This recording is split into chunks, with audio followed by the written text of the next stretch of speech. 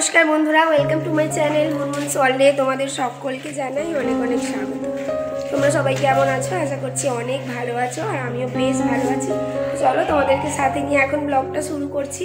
আর এখন বাজে ওই 9টার কাছাকাছি, কোনো কিছু কাজ হয়নি, এবার কাজ স্টার্ট করবো। সবাই একটু ফ্রেশ হয়েছে, এবার ফার্স্ট কাজ হচ্ছে ছাদে যাওয়া, কেননা তাড়াতাড়ি রোদ্দুর চলে যাচ্ছে। তো যাই গিয়ে একটু কাঁচা ধোয়াটা করে নিই। সেই যে ওইখানে পড়ে রয়েছে সোফার মধ্যে, বাথরুমেও কিছু কাঁচার জিনিস পড়ে রয়েছে, সমস্ত কিছু নিয়ে একটু ছাদে যাব, গিয়ে কাচাকুচি করব, তারপর এসে আদার্স কাজ করবো। ততক্ষণে আমার জামা কাপড়গুলো শুকিয়ে যাবে। তো চলো যাই ওপরে। আর আজ হচ্ছে রবিবার, সারাদিন কি করছি না করছি সমস্তটাই আমি তোমাদের সাথে শেয়ার করবো। আর কিছু বলবার নেই, চলো স্টার্ট। কাজ, রাজকার্য, রাজকর্ম তো করতেই হবে, কাজ না করলে কি হবে। আর সারাক্ষণ বাথরুমের দরজাগুলো এইভাবে খোলা রয়েছে, এইভাবে রাখা উচিত নয়। মানুষজন রয়েছে, সারাক্ষণ যাচ্ছে আসছে, এইভাবে বাথরুমের দরজা খোলা, কেননা ওই যে আমাদের ঠাকুর ঘর দেখতে পাচ্ছ সামনেই রয়েছে, সেই কারণে। আর এই যে এইখানেই সামনেই বাথরুম রয়েছে, দরজা খুললে একটা গন্ধ, নোংরা একটা নেগেটিভ এনার্জি তো আসবেই। আর সকালে ফার্স্ট চা খেয়ে নিয়েছি, একটু চা করে। আর এই যে এখানে রিউর খাবার হচ্ছে,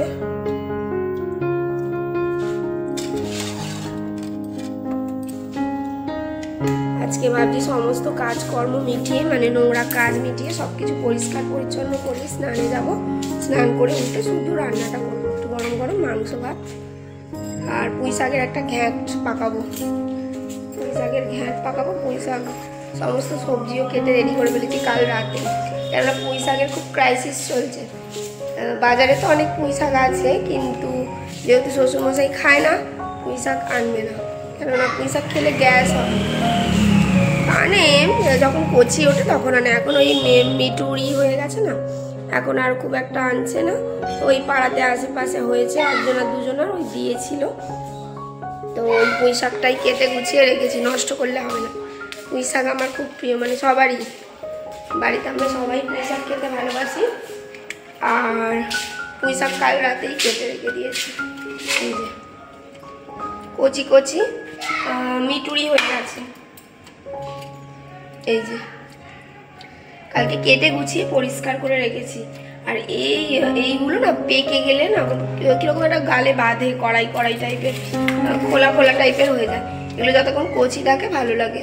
আর এখানে মূলো, কচু, বেগুন রেখে দিয়েছি, এইগুলো দিয়ে একটা ঘ্যাঁট পাকাবো। আর হবে হচ্ছে ওই চিকেন, মায়ের জন্য মাছ ভাজা বা মাছের তরকারি। চলো শুরু করে দিই। চলে এসেছি দেখো এখন ছাদের মধ্যে।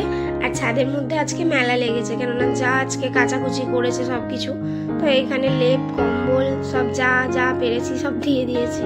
তো আমি আজকে কম্বল রোদে দিইনি, প্রতিদিন দেওয়া সম্ভব হয় না এই ছাদের মধ্যে 3তলাতে এনে, ওই মাঝে মাঝে 2-4 দিন ছাড়া ছাড়াই দেওয়া হয়। তো ছাদে এরকমই শীতকালে প্যান্ডেল লাগে, সবারই ছাদেতে, আমাদেরও লেগেছে প্যান্ডেল। আর আমি ওই যে জামা কাপড়গুলো শোকাতে দিয়ে দিচ্ছি, তাড়াতাড়ি শোকাতে দিলে তাড়াতাড়ি শুকিয়েও যাবে, একচোটে তুলে নিতে পারবো।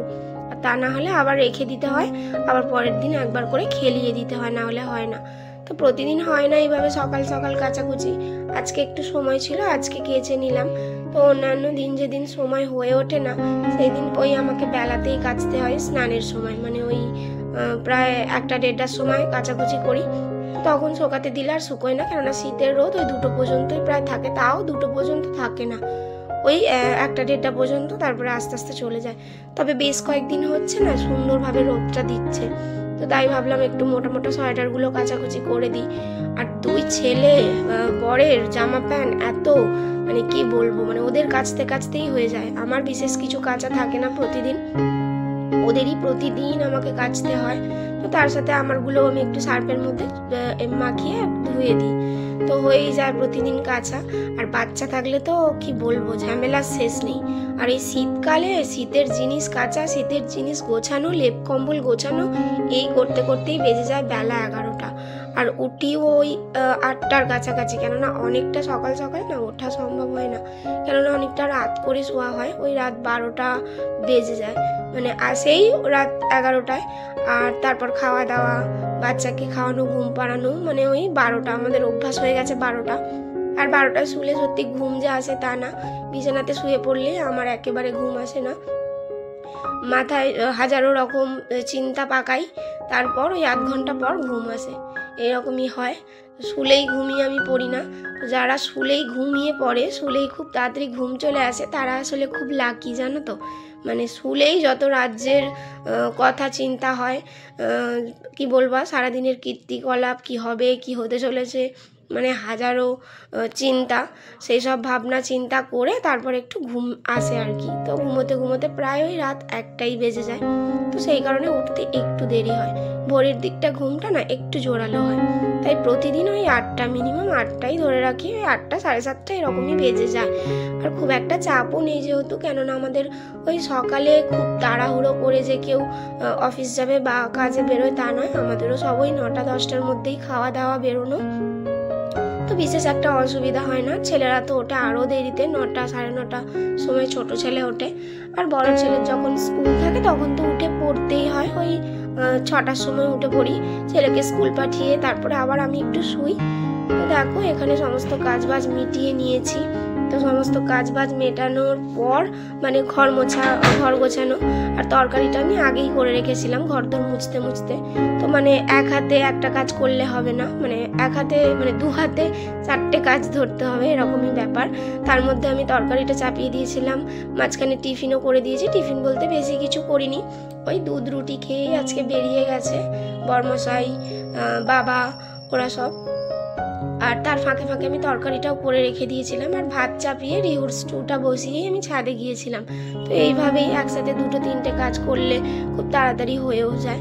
আর এখানে মাংসটাও ম্যারিনেট করে রেখে গিয়েছিলাম, আর এখানে একটা বেগুন ভাজা করে নিচ্ছি, যেহেতু আমাদের একটা তরকারি হচ্ছে, আর রিহু তরকারি খাবে না, মানে খেতো হয়তো তরকারি, ঝাল ছাড়া তুলিনি, একটু ঝাল দিয়েই তরকারিটা রান্না করেছি, তো সেই জন্য আমি ওর জন্য 1 পিস বেগুন ভাজা করলাম। বেগুন ভাজা খেতেও ভীষণ পছন্দ করে, তো তাই।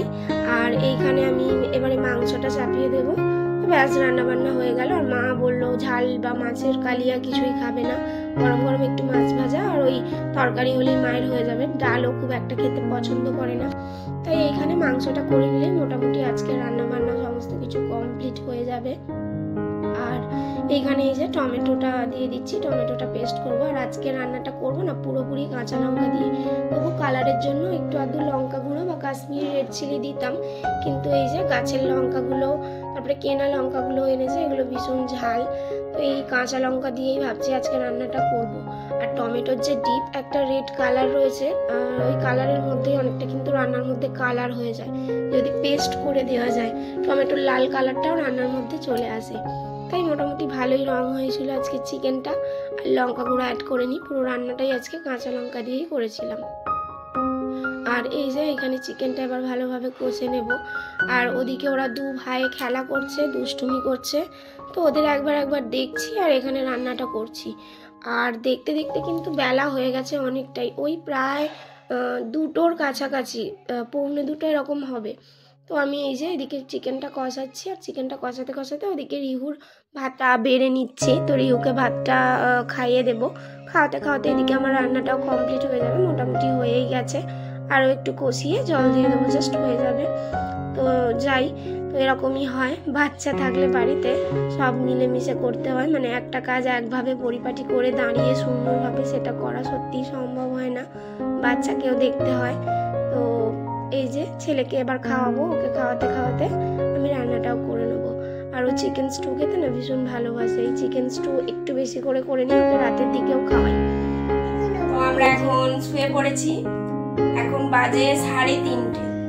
3:30-র সময় ফাইনালি একটু বিছানা এলাম। তো এই হচ্ছে একটু ল্যাদ খাওয়ার সুযোগ। আর এই যে 2 রত্নকে নিয়ে শুয়ে পড়েছি। কালকে একটা বাজে দুর্ঘটনা ঘটে গেছে আমার সাথে, এই দেখো